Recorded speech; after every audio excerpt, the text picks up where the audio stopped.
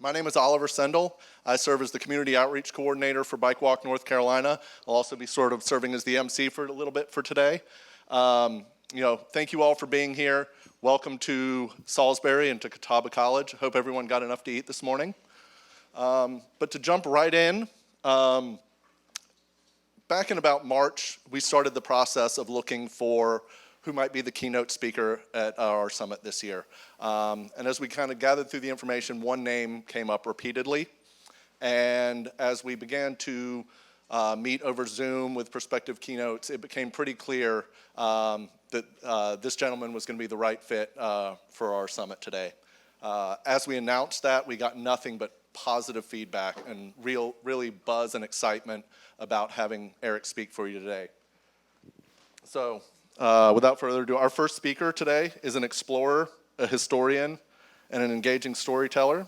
He has been featured in multiple national and local publications, from Outside Magazine to New York Times. Recently inducted into the 2022 class of the Explorers Club 50, he is globally recognized as one of the year's 50 explorers changing the world. This incredible honor speaks to his adventurous spirit, desire to explore beyond the obvious, but it is his passion for retracing history and sharing untold narratives that often spark the most interest in those who hear his stories. In 2014 and again in 2020, he followed the historic path of the Underground Railroad, riding his bicycle from New Orleans to Niagara Falls. In 2022, he researched and retraced the 1,900-mile route of the Buffalo Soldiers, an all-black regiment of U.S. soldiers who rode their bicycles from Montana to Missouri in 1897. So please join me in welcoming Erick Cedeño.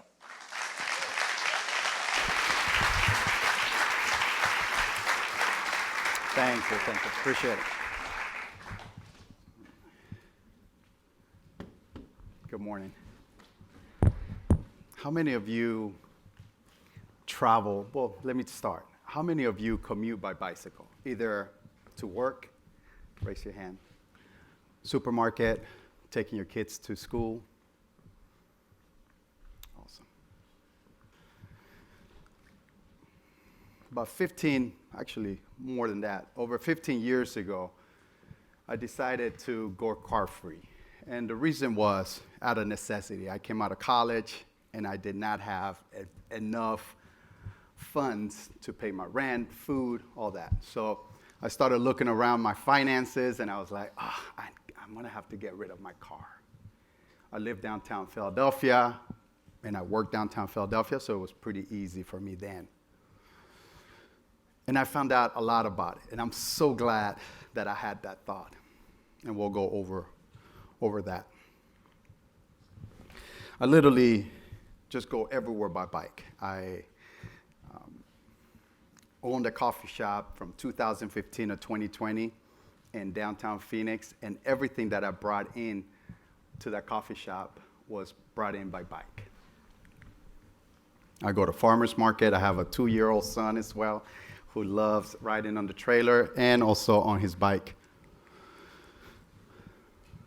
But again, in 2010, 2011, I had this thought that I wanted to see the landscape of the country. I wanted to go to every single state by bicycle. And I have done that. In 14 years, I've traveled the landscape of the country, except Alaska. That's next. But I wanted to see the landscape. I wanted to see the people of the country. I wanted to wake up in different places every morning. And that was my reason of this dream that I had. And in 2011, I went from Vancouver, Canada to Tijuana, Mexico by bicycle. I fell in love with it. I fell in love with waking up in different places, meeting different people. The following year, I went from Miami to New York City by bicycle. On that trip, I started seeing things differently. When I went through St. Augustine, Florida, and Savannah, Georgia, and Charleston, and when I came through North Carolina and the Outer Banks, and into Jamestown, Virginia, and DC, and Delaware, and up to New York, I started seeing historical markers. And history has always been my favorite subject. So it was interesting. I saw the history of this country by bicycle, and I was like, wow, that's fascinating. So the following year, in 2014, I went from New Orleans up to Niagara Falls, Canada, retracing a route of the Underground Railroad. There was a particular route of the Underground Railroad that I was interested in. It was a song called Follow the Drinking Gourd. And I just followed that song. That song was not just a song, but it was a GPS to travel and navigate into freedom. But when I travel through history, it's very important for me to stay where those people stayed, the freedom seekers, the freedom fighters. And I stayed at actual Underground Railroad station. The one to the left, and I'm not going to go through a lot of these slides, but the one to the left is it's in Ohio. It's called the Rankin House in Ripley, Ohio, a very important and famous Underground Railroad station. Got to go to Ashtabula and to Niagara Falls, and got to see Harriet Tubman house and where she's resting as well. In 2013, I started asking myself, as a historian, I started asking, who were the first people that traveled by bike? Where did they go? And why did they go, right? And I started seeing that in 1890s, there was a big craze in people traveling by bike. One person, two people team, mostly in Europe. And then I came across this photo. It's not colorized because we're colorizing some of the black and white photos, but when I came across this photo, I was like, wow, who are these guys? And how come I didn't learn about that in middle school or in college, in high school? So I learned that they're part of the Buffalo Soldiers, and I knew everything about the guy in the front, but I didn't know anything about the guys in the back, the soldiers, the black soldiers, and that's who I focused my research on. And last year was the 125-year anniversary from that route that they did in 1897 from Missoula, Montana to St. Louis, Missouri. So I retraced that route step by step, mile by mile, left exactly the day they left on June 14 out of Fort Missoula at 5:30 in the morning. And because I came across, this is 7-8 years research, I think I'm fascinated. My wife thinks I'm obsessed with this story, but I wanted to follow them mile by mile. I wanted to go exactly where they went. I wanted to camp exactly where they camped. I wanted to eat where they ate. I wanted to experience everything. I knew their weather pattern. I knew the conditions of the road, so I wanted to follow the expedition. It was very grueling. Back then, there was not infrastructures like we have today, and so there was no bridges, and they had to go over the river with 60 pounds. Carrying their bikes around, and I got to stay at locations where they stayed in Fort Harrison in Helena, Montana, and they stayed there twice. They did 3 expeditions. In 1896, they went from Fort Missoula, Montana to Lake McDonald. It's about 130 miles, and the following, like 2 weeks later, they went from Fort Missoula to Yellowstone. It was 800 miles. They rode 200 miles in Yellowstone. And then, so they stayed in Fort Harrison when they went to Yellowstone, and also when they went to St. Louis, Missouri. Again, it was very important for me to go exactly where they went. And I found this picture, which is one of my favorite photos. And when I recognized the buildings, I knew where I was. And I asked someone to take that photo to recreate that. Again, in 2015, I opened a coffee shop in Phoenix, Arizona. In those years that I was traveling by bike, I was literally a nomad. I did not have a community. And I was craving for one. And when I had the opportunity to open my coffee shop, that's when I created a community in downtown Phoenix. And I wanted to share my passion for traveling by bike, for commuting by bike. The bike has done a lot for me, and I wanted to share that with the community. So every month, I will create a bike ride around the city of Phoenix, Metro Phoenix. I also, every 2 months, I would take people camping 30 miles from my coffee shop to a campground and return back. And just wanted to share my love for cycling. But then when I moved to Phoenix, I realized that, and when I started taking people on routes, I realized that there's a gap. And when I talk about the gap is, luckily for me, I live downtown. But a mile away, a few blocks from downtown, is South Phoenix. And South Phoenix, predominantly brown and black community, they didn't have infrastructure. And my space was a community space where people would come in and use it, kind of like where we are here today. And I had a lot of advocacy groups coming in, and one in particular made an impact to me. That's probably why I'm standing here, is they would take ghost bikes to places where people passed away or were injured. If you don't know what a ghost bike is a memorial that is placed in locations where a person was injured or passes because they were hit by a car, predominantly. And most of the time, we had to place these memorials in communities experiencing inequality. And I just didn't think it was fair. I realized, talking to the people in the community, that most of them couldn't afford a car, and they depended on a bike to get to work. And these are fathers, mothers, and even kids losing their life just going to work to support their family. I will also have coffee outside. I had several events for the community just to get involved in the city of Phoenix.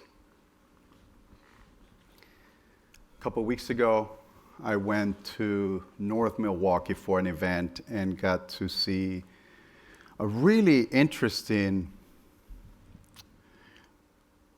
project that Rails to Trails is doing, and it's so touching. When I left, I was so inspired by this project because it's done in a community experiencing inequality.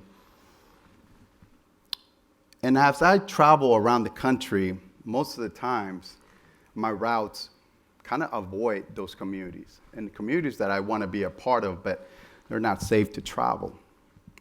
This one is in North Milwaukee. It's a 30th Street corridor.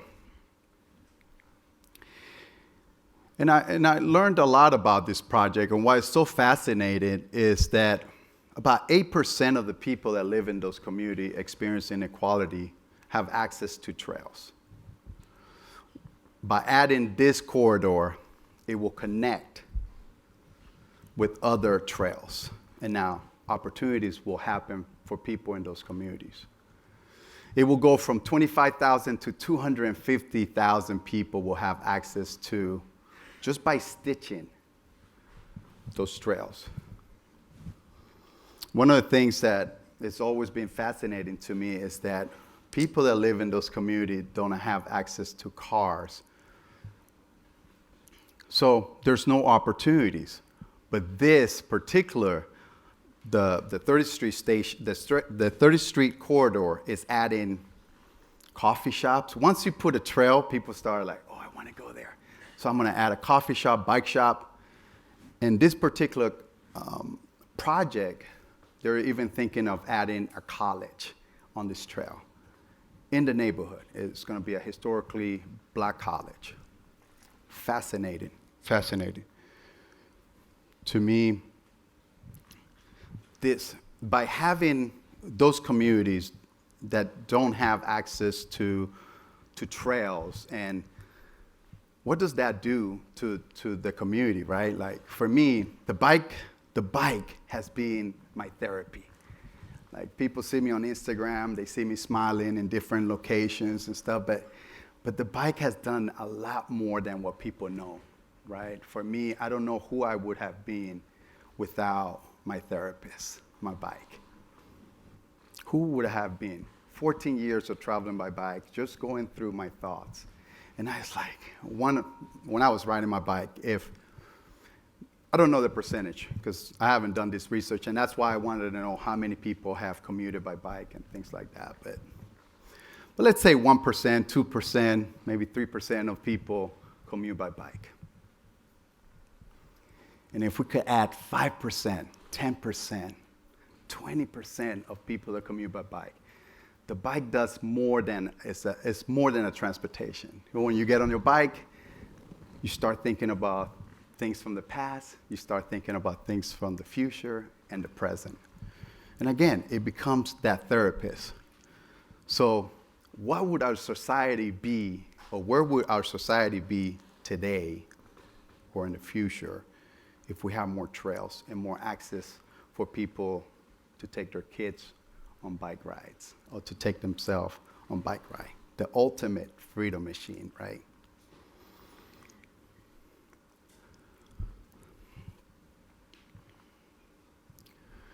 Like I mentioned before, people's ability to get to key destination on routes where they feel safe, biking or walking is important everywhere, but crucial in neighborhoods experiencing inequality, where often most of the people don't have access to cars. These communities are left isolated by physical barriers and unsafe streets, almost creating segregation and inequality in the cities. Meaning, again, similar to what I mentioned earlier, where those people now, it goes from 25,000 to 250,000 people will have access to now going from their communities to downtown by bike. This photo was taken East St. Louis, a community in experiencing inequality. As I was finishing my trip, I think I was about 10 miles into my destination. I traveled through these streets. It was probably the hardest part of that expedition. And I went to a lot of elevations and climate, but this section, only 7 miles out of 1,900 miles, was the toughest part for me to travel. And someone at the end asked me, like, will you release this route? And I don't feel safe releasing the route that the 1897 expedition took because of this section. I literally wanted to just wrap it up here, but I was, like my wife said, I'm obsessed with their story. I'm obsessed with the route. And I wanted to finish exactly where they finished. It was Forest Park in St. Louis, Missouri. But this section here, and even looking at this photo right now, it was so hard to travel. And these are, like I mentioned, ghost bikes. For me, my call of action is, as this infrastructure is getting built, provide funding for programming, and never forget those people that live in communities that are experiencing inequality. Thank you very much.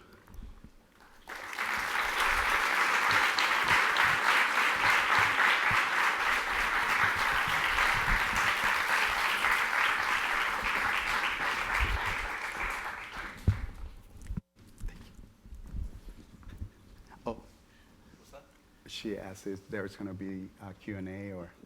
Yeah. I'm okay with that, too.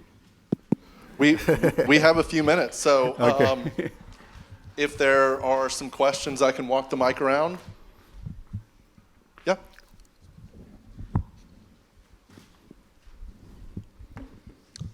You speak of transportation inequities. There's several books. There's also a documentary out there, "Biking While Black." You've heard of that one there. Recently, I had a chance to apply for Planning Commission in the city of Asheville, and we did our interview. Last month, and there were 3 black city councilors listening in. And they started off the talk with, the interview with diversity, and we need more diversity on these planning commissions and zoning commissions. And because it's traditionally been mostly white, developers, business owner types, and so forth. And well, geez, they're talking my language here. Diversity, BIPOC, and so I decided, well, hey, I'm gonna pull out my race card and go, hey, I'm Chinese, remember? Well, long story short, it turns out that if you go back to the little YouTube videos and so forth, and the Chinese apparently aren't black enough either. So, and I get the whole concept of why blacks would not be in favor of bike lanes, because I've seen this pushback. How do we connect up those two communities where the bike lanes are now being called white lanes, and the people who really need these infrastructure? Well, I can only speak for myself as a person of color, as an Afro-Latino person, and my experience where I have lived and all that, right? So I think that, kind of like what I mentioned on this presentation, and one of the things that I forgot to mention is when I have my coffee shop, I will invite the mayor, I will invite politicians, I will invite city planners to come. For me, it was very important to include those people, because I realized that a lot of city planners, people making this decision, the government, mayors that are making this decision for the people, don't even ride bikes, right? So how would they know what my needs are, right? How would they know what my needs are as a person that live in these communities if they don't ride bikes? And once they ride bikes, they realize that those lanes and those infrastructure needs to be built. Now, I don't know how to merge that. And for me, it's never about race. For me, it's about serving the people that live in communities that experience inequality, right? Like I mentioned, when we had to put ghost bikes in those communities, that affected me, man. As a father, it affected me to see that dads and moms will lose life most of the time going to work or coming home from work. So I don't know if I can answer your question other than I will invite local organizations, city planners, again, mayors, to join you on a bike ride, and so they could see,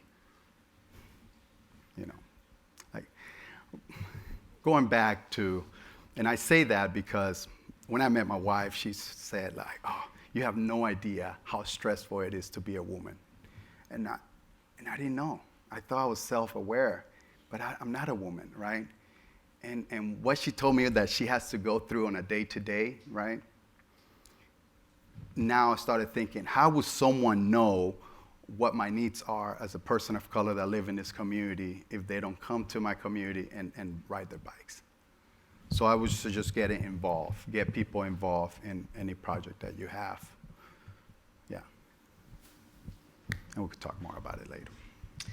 Thanks so much for your presentation today.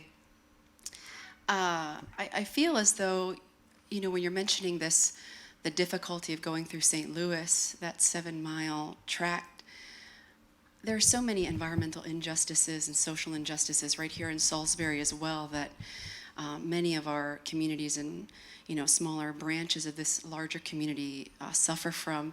I wonder if you might be able to share some insights into what would be one or two things that you would suggest for an area such as St. Louis, that difficulty that you saw, that you encountered, that you sort of embodied, that came through in your description. Because I feel as though there might be some parallels we might be able to draw here, that we could begin some application and sort of serious consideration of what are the tangible things that we can do to, relieve some of those inequities that we observe. Well, first, working with the community, right? Like not just put in infrastructures to put infrastructure, right? People are afraid of gentrification, right? So going into the community and speaking to them and seeing what they need and maybe educating them on what a trail, the benefits of a trail or infrastructure, what that would bring to a community, right? It could, to me, once you build infrastructure or you build trails, it becomes like almost like a garden, right?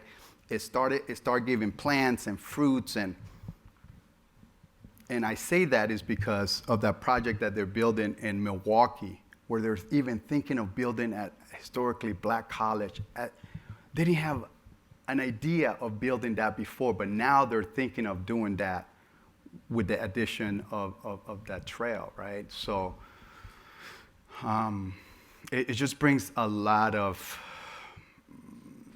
hope, I think, to a community, right? That having difficulty to find jobs and things, but now they could go to work by just stitching those communities with actual infrastructure that already exists. We just have to stitch those communities that I mentioned before, that it almost becomes like segregation, right? Like they're over there, right? And only a few of us could ride bikes safe, and that's not fair.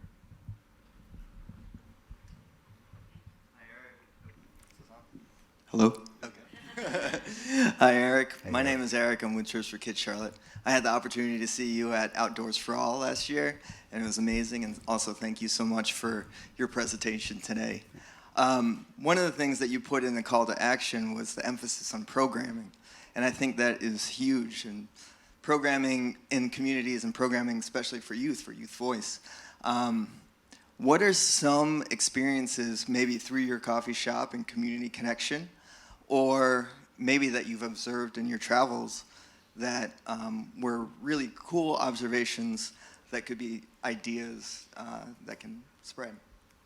I always like to add the youth and youth programming, right? Like when they say they are the future, they are literally the future, right? Like those are potentially the next city planners, the next mayors. And if they fall in love with bikes, like we like bikes, they're going to start thinking, we should do this a little better. And I hope that we could do that. You know, it's a change of culture and we have to get uncomfortable, right? But working with kids and making sure that they have safe places to bike, you know. A friend of mine said that the bike is a freedom machine, right? But it provides freedom for the kids, right, to go discover their world, whatever that is, their towns, their city. But it also provides freedom for their parents, right? So now their parents are able to go to work, because there's infrastructure, safe places for people to walk and bike. But programming is very important, but including kids and is super important for me, yeah. Good morning, Eric. Thank you for your presentation. It's inspiring and makes me want to get back out there again. Before I became disabled, by riding my bicycle and being hit by a very intensive driver, I too traveled across the country and saw so many things, and it made me aware of our responsibility to be good stewards of the environment, whether it's pollution, whether it's water rights and inequities, how we've built infrastructure to natives, to local people, to various communities. As you ride through parts of towns and cities that are inequitable all across the country, you still meet good people.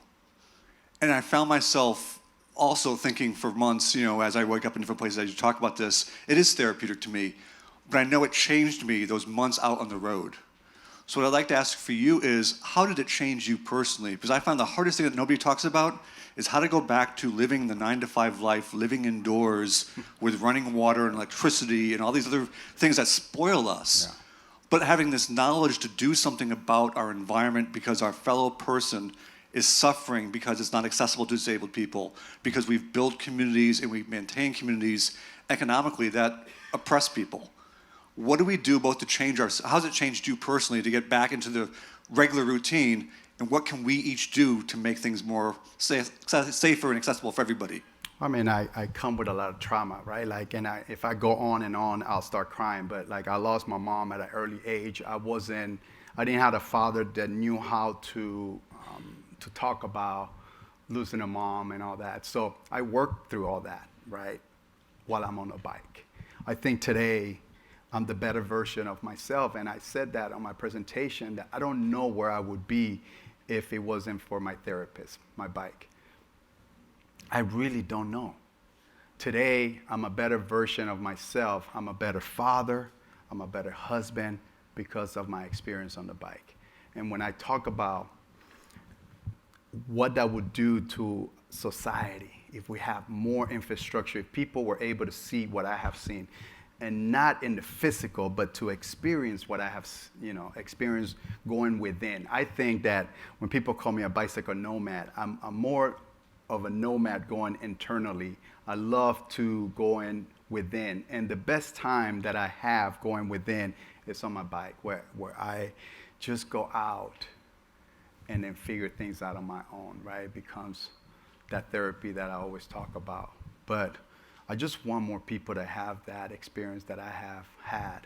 Fortunate, I've been very fortunate to live this life on the bike, 14 years of traveling the country, but you don't have to do these long trips to figure out who you are and all that stuff and work to the trauma and all that. Like, you could do it within your community, right? But and for kids too. Like, when I went to North Milwaukee and I saw the neighborhood and I didn't see one kid on a bike, that almost brought tears to my eyes, because when I was a kid, I was always on my bike. It was the way I went to the swimming pool, the basketball court, to school.